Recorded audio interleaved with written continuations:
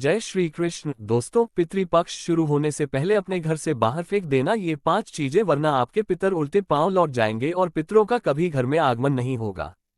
दोस्तों, इस साल पितृपक्ष 7 सितंबर रविवार से लग रहा है और हमारे हिंदू सनातन धर्म में पितृपक्ष की विशेष महिमा बताई गई है। कहते हैं कि पितृपक्ष के दौरान हमारे जो पितर और पूर्वज होते हैं जो इस दुनिया में नहीं है, वह हमारे घर आते हैं और लोग अपने पितरों और अपने पूर्वजों की तिथियों पर उन्हें भोग लगाते हैं, पूजा पाठ करते हैं, सेवा करते हैं और धूप देते हैं। कहते हैं कि जिस घर में पितरों की कृपा रहती है वह घर फल फूल जाता है, लेकिन जिस घर में पितरों का दोष लग जाता है वह घर बर्बाद हो जाता है। आए दिन लड़ाई झगड़े, बीमारी, गरीबी, कंगाली रहती है। आज के समय में लोग पितृपक्ष की महिमा भूल गए हैं, लेकिन आज इस वीडियो में गरुड़ पुराण के आधार पर हम आपको कुछ ऐसी बातें बताने वाले हैं जो आपके लिए जानना बहुत जरूरी होगी, यदि आप चाहते हैं कि आपके जीवन में कभी पितृदोष ना लगे।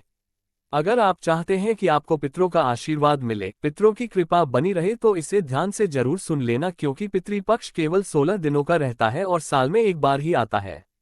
अगर आपने सभी बातों को अच्छे से सुन लिया तो फिर आपके जीवन के भयंकर से भयंकर पितृष दूर हो जाएंगे।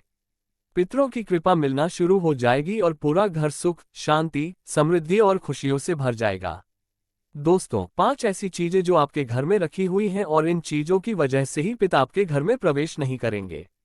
चातुर्मास के पावन अवसर पर जब भगवान विष्णु योग निद्रा में रहते हैं तब धरती पर पितृपक्ष का विशेष काल आरंभ होता है। ये वही समय है जब हमारे पितर, हमारे पूर्वज जागृत होकर अपनी संतानों, अपने कुल और परिवार की ओर आते हैं। जैसे किसी यात्री का पहला कदम अपने ही घर की ओर पड़ता है, वैसे ही पितर भी सर्वप्रथम अपने घर में प्रवेश कर ये देखते हैं कि कौन उनका स्मरण कर रहा है, कौन श्रद्धा और तर्पण द्वारा उनका आह्वान कर रहा है और कौन उन्हें विस्मृत कर सांसारिक व्यस्तताओं में खोया हुआ है। जो संतानें श्रद्धा, तर्पण, पिंडदान और अन्न जल अर्पण से उनका स्वागत करती हैं, उन पर पितरों की कृपा वर्षा होती है, और जो उपेक्षा कर देते हैं वहां पितरों का अपरस होना स्वाभाविक है। इसी पितृपक्ष के मध्य इस बार एक विलक्षण संयोग घटित होने जा रहा है, क्योंकि लगभग 100 वर्षों के उपरांत ऐसा समय उपस्थित हो रहा है जब ग्रहों की विचित्र चाल और नक्षत्रों का प्रभाव अद्भुत रहस्य लेकर आएगा।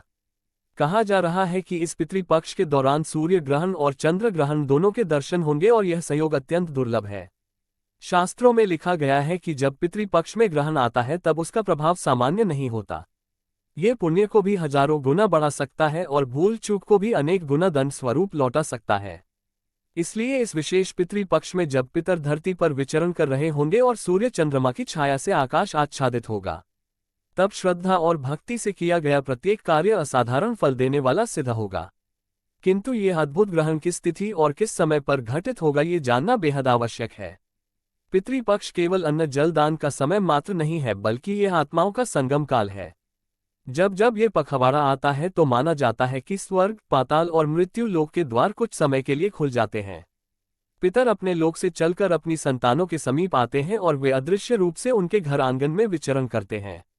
कितनी अद्भुत बात है कि हम उन्हें देख नहीं पाते, परंतु उनकी उपस्थिति का अनुभव अवश्य कर सकते हैं।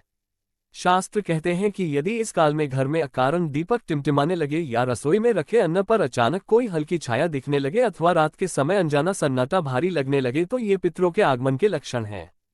वे अपने वंशजों को परखते हैं, देखते हैं कि किसने उनके नाम का दीप जलाया, किसने जल और अन्न अर्पित किया और किसने उपेक्षा कर केवल दिखावे की पूजा कर ली। इसलिए कहा गया है कि पितृपक्ष के दिनों में यदि कोई व्यक्ति अपने पितरों को तृप्त करता है तो उसे देवताओं की आराधना से भी अधिक पुण्य प्राप्त होता है। कारण यह है कि देवता तो अनंत और अजर अमर हैं, पर पितर वही है जिनसे हमें ये जन्म, ये शरीर और यह वंश परंपरा प्राप्त हुई है। उनका ऋण किसी प्रकार उतारा नहीं जा सकता, परंतु पितृपक्ष का तर्पण उस ऋण को कुछ सीमा तक शांति प्रदान करता है। अब सोचिए, यदि यह पितृपक्ष पहले से ही इतना घोर और महत्वपूर्ण है तो जब इसी काल में ग्रहण जैसा अद्भुत खगोलीय योग आ जाए तब उसकी महत्ता कितनी बढ़ जाएगी। 100 वर्षों के उपरांत घटित हो रहा ये संयोग केवल एक ज्योतिषीय घटना नहीं है, बल्कि यह मनोदिव्य संदेश है कि स्वर्ग और आकाश, पितरों और मृत्यु लोक सब मिलकर इस समय को विशेष बना रहे हैं।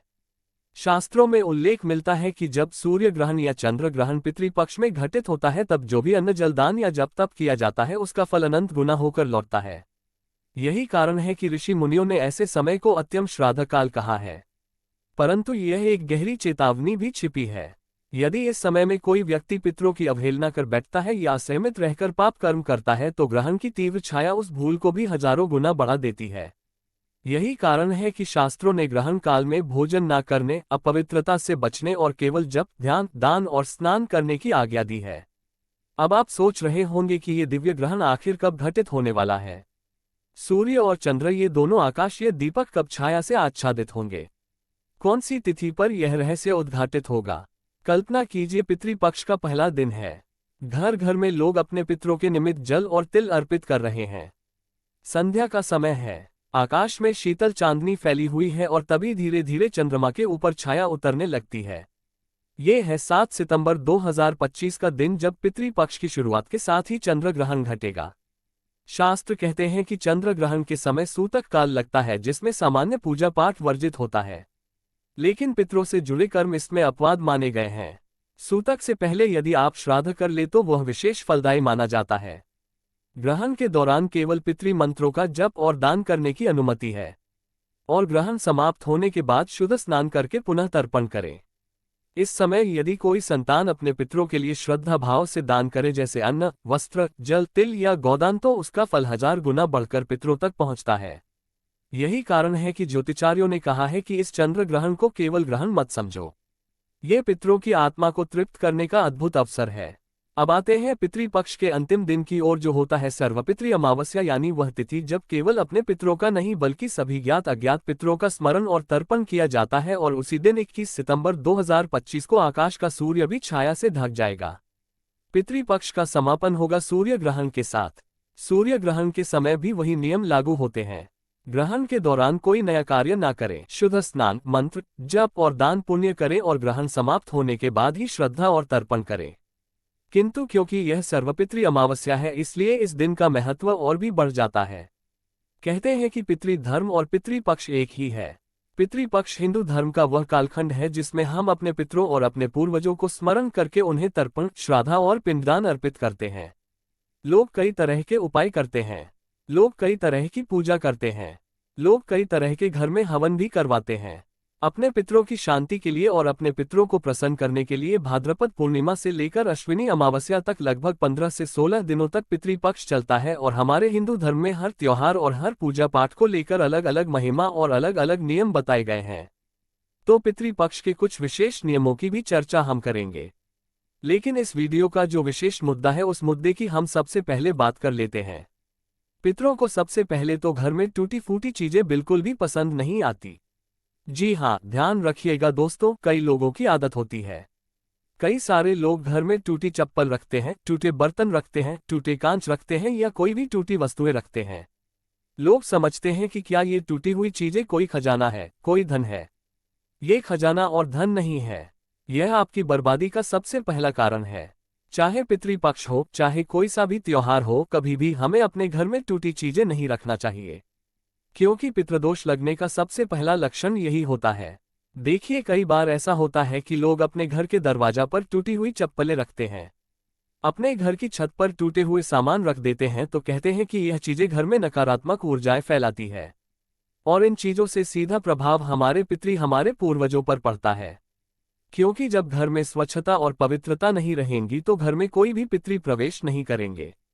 टूटी हुई चीजें पितरों को अपमान जैसी लगती है।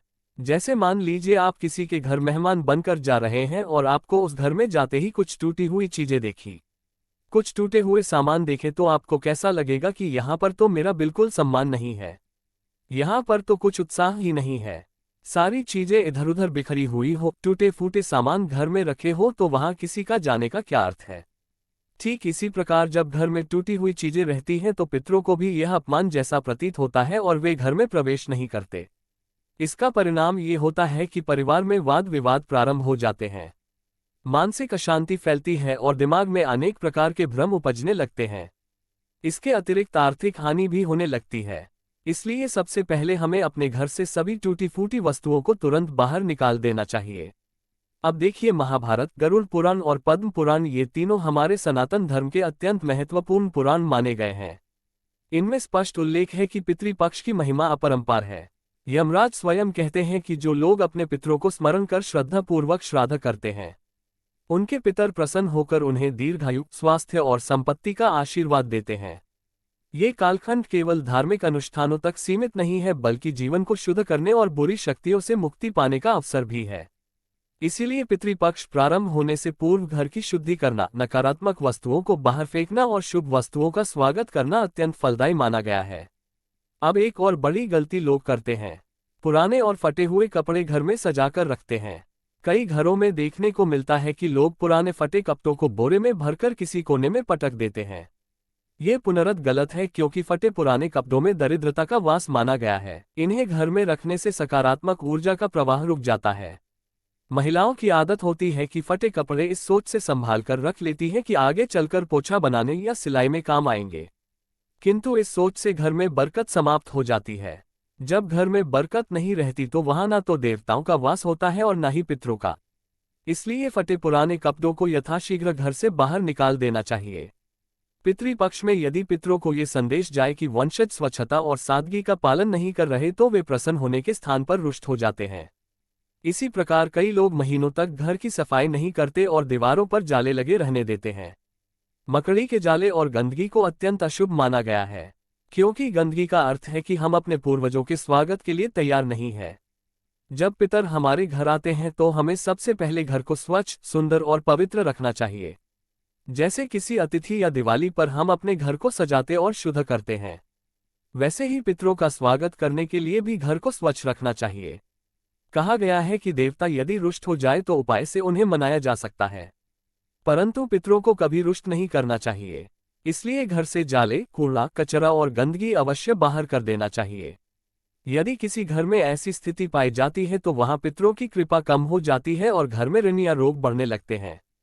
परिणाम स्वरूप परिवार कर्जे में डूब जाता है, पैसों की किल्लत बनी रहती है और स्वास्थ्य संबंधी परेशानियां बार बार सामने आती हैं।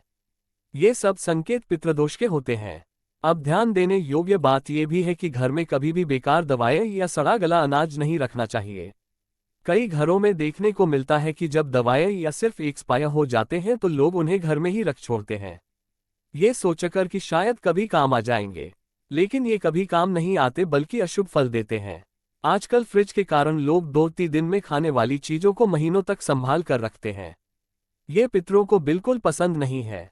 पितृपक्ष में घर में पुराने अनाज, दालें, रोटियां या सब्जियां बचाकर नहीं रखनी चाहिए और न ही बेकार दवाएं।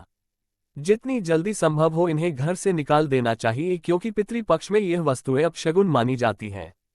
जब घर में शगुन ही नहीं रहेगा तो पितरों का प्रवेश कैसे होगा? इससे आर्थिक हानि, दाम्पत्य कला और मानसिक अशांति बढ़ती है। पितृ तो हमारे पिता समान है और वे ये भी देखते हैं कि उनके जीवित जीवन साथी का सम्मान और देखभाल की जा रही है या नहीं। अतः पितृपक्ष के समय अपने माता पिता और बुजुर्गों का विशेष ध्यान रखना चाहिए। इसके अतिरिक्त घर में लोहे का कबाड़, टूटी घड़ियां और खराब इलेक्ट्रॉनिक उपकरण नहीं रखने चाहिए। वास्तु दोष का सीधा संबंध पितृदोष से माना गया है। जिस घर में वास्तु दोष होगा वहां पितृदोष भी अवश्य होगा और पितृदोष होने पर वास्तु दोष भी होगा। इसलिए घर से बेकार लोहे का सामान, टूटी घड़ियां और खराब इलेक्ट्रॉनिक वस्तुएं हटानी चाहिए। ये सब कार्यों में रुकावट और जीवन में बाधाएं उत्पन्न करती हैं। मित्रों, हमने आपको बताया कि पितृपक्ष प्रारंभ होने से पहले घर से किन किन वस्तुओं को निकालना चाहिए, परंतु ये भी जानना आवश्यक है कि पितृपक्ष प्रारंभ होने से पूर्व घर में कुछ पवित्र वस्तुएं लाना भी शुभ माना गया है। इनमें सबसे पहले है तुलसी का पौधा, क्योंकि तुलसी को पवित्रता और शुद्धि का प्रतीक माना गया है। हमारे शास्त्रों में यहाँ तक कहा गया है कि 3 वृक्षों में पितरों का वास होता है, पीपल, तुलसी और बरगद। ये पेड़ अत्यंत पवित्र माने गए हैं। पितृपक्ष में तुलसी का पौधा घर में लाने से सुख शांति आती है, रोगों का नाश होता है और पितरों की कृपा प्राप्त होती है। दूसरी वस्तु है गंगाजल। गंगाजल से स्नान करने पर मोक्ष की प्राप्ति होती है और इसी प्रकार घर का शुद्धिकरण भी गंगाजल से करना अत्यंत आवश्यक है। पितृपक्ष में यदि प्रतिदिन गंगाजल या गोमूत्र का छिड़काव किया जाए तो नकारात्मक शक्तियों का नाश होता है और पितृ प्रसन्न होते हैं। इसी प्रकार घर में पितृपक्ष के समय शुद्ध घी और धूप अवश्य लानी चाहिए। घी और धूप से पूजा करने पर वातावरण में दिव्यता आती है और जब पितरों की तस्वीरों के सामने घी का दीपक अर्पित किया जाता है तो सकारात्मक ऊर्जा का संचार होता है। इसके साथ ही अनाज और ताजे फल घर में लाना और दान करना भी अनिवार्य माना गया है। अन्नदान को पितृपक्ष में सर्वोत्तम दान कहा गया है। यदि कोई व्यक्ति अपने पितरों के नाम से अन्न का दान करता है तो घर में समृद्धि आती है और पितर संतुष्ट होते हैं। सफेद कपड़ा और कुशा का श्राद्ध में विशेष महत्व बताया गया है। सफेद कपड़ा शांति और सात्विकता का प्रतीक है, जबकि कुशा श्राद्ध कर्म में पवित्रता बनाए रखती है। मित्रों, हमने आपको विस्तार से बताया कि पितृपक्ष में किन वस्तुओं को घर से निकालना चाहिए और किन्हें लाना चाहिए। पितृपक्ष केवल धार्मिक परंपरा ही नहीं बल्कि अपने घर को शुद्ध करने, मन को शांत करने और पूर्वजों को सम्मान देने का श्रेष्ठ अवसर है। आशा करते हैं कि जो भी व्यक्ति बताए गए नियमों का पालन करेगा उसके घर में सुख, शांति, समृद्धि, स्वास्थ्य और पितरों का आशीर्वाद सदैव बना रहेगा। भाइयों और बहनों, हमारी यह भक्ति भावना से भरी हुई प्रस्तुति यहीं समाप्त होती है। आप सभी से निवेदन है कि इस पावन पितृपक्ष में श्रद्धा और विश्वास के साथ अपने पितरों को स्मरण करें, उनका तर्पण, पिंडदान और श्राद्धा करें। विश्वास रखिए, पितरों की कृपा से जीवन में सुख, शांति और समृद्धि का आगमन होगा। यदि आपको यह वीडियो अच्छा लगा हो तो इसे अधिक से अधिक साझा करें ताकि हर घर में पितरों का आशीर्वाद पहुंच सके। इस चैनल को सब्सक्राइब करना ना भूलें। बेल आइकॉन दबाएं ताकि अगली भक्ति भावना से भरी कथा और धार्मिक जानकारी आप तक सबसे पहले पहुंचे। अपने प्यार और सहयोग के लिए एक प्यारा सा जय पितृ देवता नमः कमेंट में जरूर लिखें। आपका हर एक शेयर किसी और के जीवन में भक्ति और प्रेरणा का दीपक जला सकता है। जुड़े रहिए हमारे साथ और पाते रहिए सनातन धर्म की अद्भुत कथाएं और दिव्य ज्ञान। जय श्री कृष्ण। धन्यवाद।